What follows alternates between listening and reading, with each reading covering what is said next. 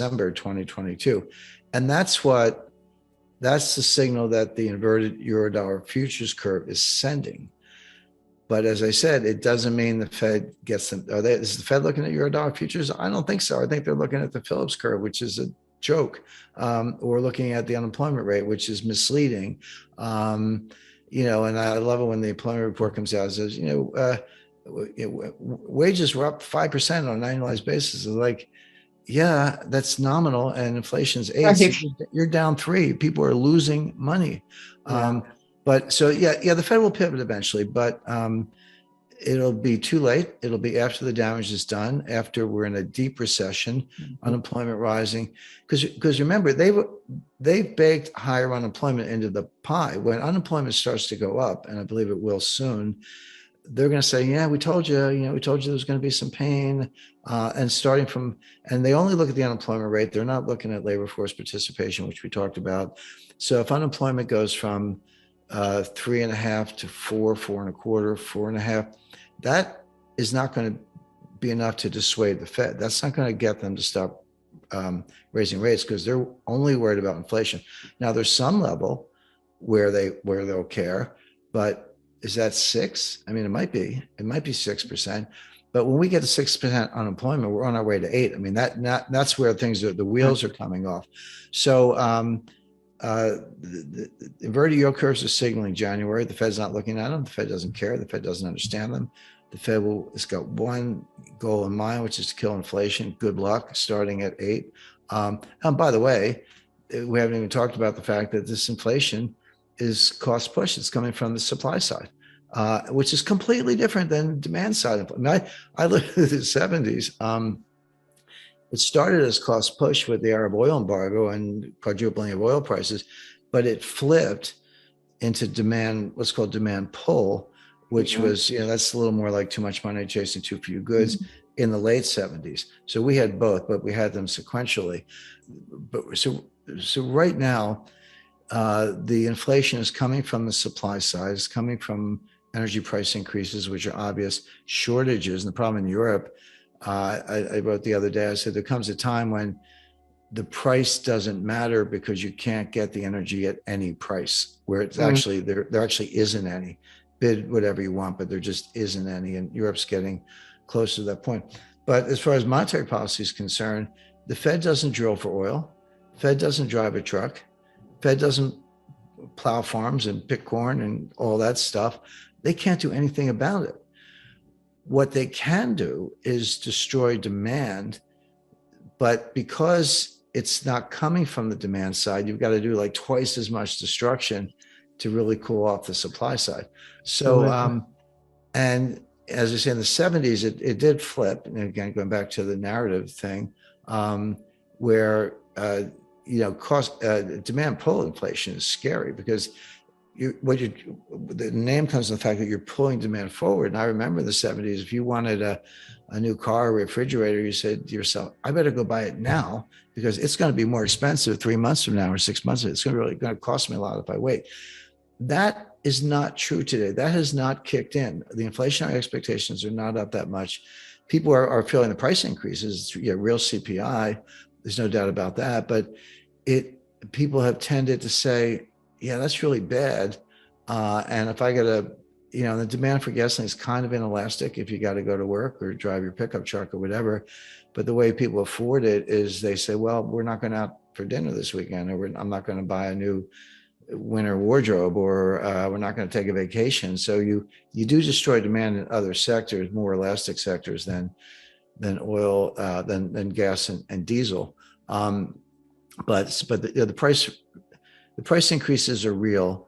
It's causing real damage, but it's nothing the Fed can do anything about. Now, but every day you get a little closer to that demand pull. You get a little closer to that change in psychology. We're not there yet, but if this supply side inflation persists, we may get there, and then forget it. Now you're on your way to 15% inflation. Here's another irony, having just resurfaced from a deep dive in the supply chain. There's something called the bullwhip effect, but But so go back to last November when their shelves were empty. Not every single shelf in every single store, but selectively. Oh, where's the paper towels? Where's the hot sauce or whatever? And you just couldn't get stuff. And that's still true. It's moving around a little bit. It's going from like cream cheese for cheesecakes to baby formula, which is much more serious. But you still can't get the baby formula. So what did retailers and what did distributors do and wholesalers? Well, they said, I'll triple my order. I can't get any or I can't get enough, so I'll triple my order. Well, now all of a sudden, some of the bottlenecks are being relieved. The triple shipments are showing up, but the demand has collapsed for reasons we've discussed. So now the warehouses have gone from empty to being full to the rafters, but you can't sell the stuff because the economy's slowing down. So what do? You cut prices a lot. And first of all, you don't order anymore. So that feeds back to the factory level. So shutting down the factories, and we're seeing that in China. But it's very expensive to maintain inventory because you got to finance it. And interest rates are going up. We talked about that. So what you do is you cut prices. So tell me what that does for retail margins. Central bank digital currency is not a cryptocurrency. It's issued by a central bank. It's not going to be on the blockchain. Could be, but it's not. It's going to be. It has to be a ledger. But basically, a digital dollar, central bank digital currency, a digital dollar is still a dollar. A digital euro is still a euro. A digital yuan is still a yuan. So it's not really a new currency. It is a new payment channel. It is a new way of distributing the currency. And by the way, the rollout of the central bank digital currency, and this just to kind of answer your question on the executive order, China's gone full speed ahead. China already has one that's in the pilot program stage. If you were at the Winter Olympics in last January or February, rather, you had to buy your tickets and your meals with the QR code on your iPhone, which was this digital yuan. And Europe is not quite there yet, but they're moving very fast, very fast. The US was taking their time. The Fed was conservative. They had a joint research project with MIT. They're like, oh, yeah, we can kind of see this coming, but we're the dollar and we want to take our time. That changed with that executive order. This has now been put full speed ahead. This has been accelerated because the Fed sees the horses leaving the barn, so to speak, and they want to get their digital dollar out very quickly. Now, this goes hand in hand with the elimination of cash. Kind of a separate subject, but our friend Ken Rogoff, The Curse of Cash, just get that book and read it because there's the manifesto for getting rid of cash. What do they have to do with each other? Well, when you have a central bank digital currency, and by the way, just for bank stock investors or maybe MasterCard, you can disintermediate the entire banking system with a digital currency. So the way right now, I go to buy, I bought a candy bar in an airport yesterday. I use a credit card. Well, so I'm the customer, buy the candy bar, I pay for it with a credit card. The retailer has a receivable. And there's a factor called the merchant acquirer. Merchant acquirer bundles up all these receivables from retailers in the hundreds of millions. So they buy them, retailer gets paid. They then deliver them to MasterCard or Visa and say, pay me. MasterCard and Visa pay the merchant acquirer. Then the merchant acquirer, the MasterCard and Visa distribute the receivables to the banks that issue the card. And then my bank sends me a bill and I pay the bill. You got 5 counterparties for one candy bar. So you got the retail customer, the retail outlet, the merchant acquirer, MasterCard, and the bank, the issuing bank. And the fees are like 3%. So do we need 5 financial intermediaries or system participants at 3% fees to buy a candy bar? The Feds would say no. I have an account at the Fed, and so do you. And if I owe you money, I just click my account and it shows up in your account. It's like Venmo, except the Fed's in the middle. Now, the Fed won't actually disintermediate the banks because the Fed was created in 1913 for the sole purpose of propping up the banks.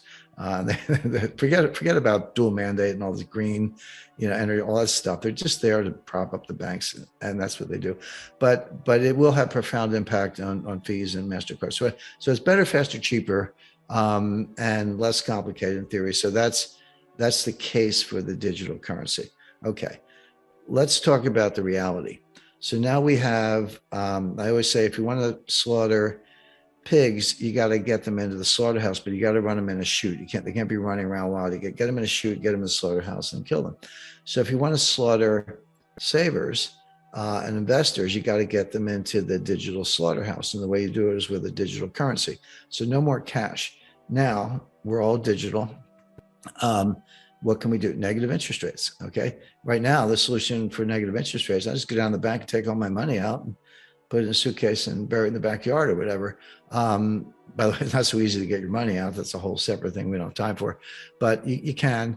So you have to eliminate cash if you want to impose negative interest rates. Why stop there? Why not withholding taxes? So if you have like a regular job, like most Americans, you get a paycheck, twice a month or whatever. Your employer withholds taxes from your paycheck and gives it to the United States Treasury. And then at the end of the year, you get a W-2, you file a tax return, you reconcile it, and you owe or you get a refund. But that's not true for doctors, lawyers, dentists, professionals, consultants. It's not true for a lot of people. They get paid gross, and it's up to them to file their own, to pay their own installments. And most people do, but they kind of at their will. Well, what if the Treasury said, you know what, we're just going to take it out of your bank account, and same thing. We're just going to take it out of your bank account, send you a new form of, CBDG, CBDC, central bank digital currency 1099, with the amount we took out of your account. Oh, okay. So now you got withholding taxes out of your bank account. This is the culmination of the total surveillance state. So right now we're all under surveillance through our phones, right? And so you go, big deal, you're at the point of purchase. They already know it because you got your iPhone on. Yeah, but they don't know what I'm buying. MasterCard might, but the US government doesn't.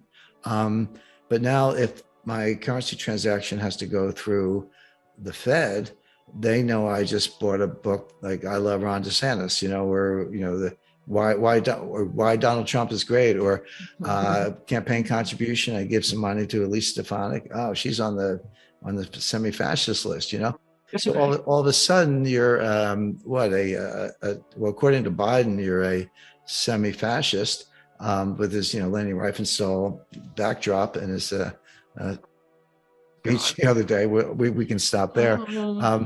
But so I'm on the wrong side of that trade. And all of a sudden they're freezing your account. Gun purchase, sorry, it doesn't work for that. Ammo doesn't work. And it used to be, and what about your constitutional rights? Well, so somebody said to me the other day, well, if they really want to know what you're buying, they can find that out.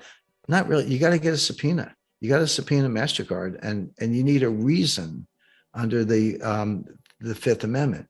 And it has to be a reasonable, narrow scope under the Fifth Amendment. And you're entitled to protection against unreasonable search and seizure from under the Fourth Amendment. Sorry, there's other references should have been to the Fourth Amendment. But your Fifth Amendment rights are invoked also. Confiscation of property without compensation, et cetera. So, Second Amendment, right to bear arms, First Amendment, freedom of speech. Well, all those things only work if the government is trying to impose them on you, but they're saying, oh, we're not doing that. We're just freezing your bank account over here. So total surveillance, withholding taxes, negative interest rates, freeze the account, seize the account, and then just I'll keep going. Okay, digital currency is programmable. Please. I'm not a doom and gloomer, but I am a realist. It's programmable. So Trump had $1,400 and $600 COVID relief checks, and Biden had a $1,400. We all get a $1,400 check, right? But now they'll send it out in a digital form, and they'll say it's only good for 30 days. Because we're a little, use it or lose it. We're a little bit worried about aggregate demand here, so we're giving you the money, but you got to spend it in 30 days or it disappears. Or just do it to your bank account. It doesn't even have to be a new check. We're gonna whack your bank account, 1% a month, not as a negative interest rate, but if you spend it.